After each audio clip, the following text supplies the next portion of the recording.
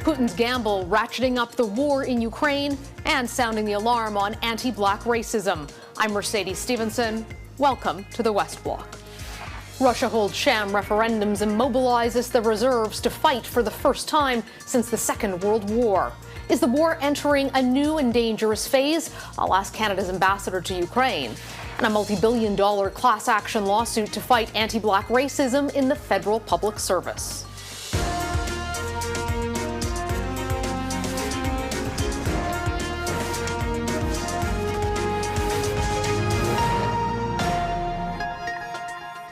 As the Ukrainian counteroffensive continues to reclaim Russian-held territory, Vladimir Putin is showing no signs of backing down.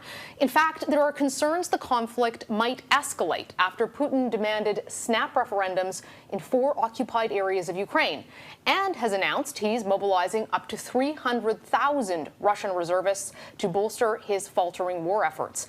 In an address to the UN General Assembly, the Ukrainian president says it's time for Russia to pay for its war crimes. A crime has been committed against Ukraine, and we demand just punishment. The crime was committed against our state borders. Thank you very, very much. Up next, one of the lead plaintiffs in a landmark class action lawsuit alleging decades of discrimination against black federal civil servants in Canada. The manager told her we should go back to the good old days where we had slaves. And that manager faced no consequences.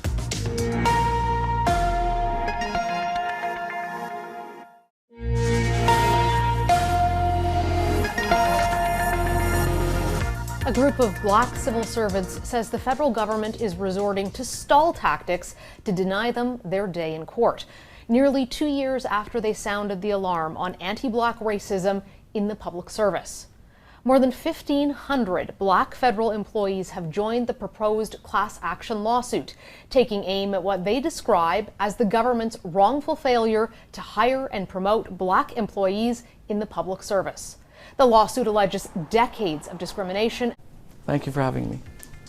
Up next, what we're watching here at the West Block, from protests in Iran after a young woman died in police custody to a state funeral in Japan.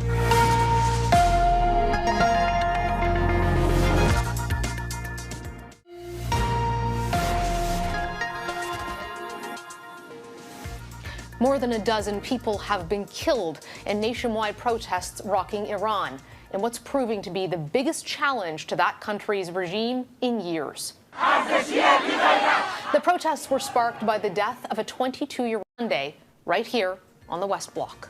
I'm Mercedes Stevenson. Thanks for watching.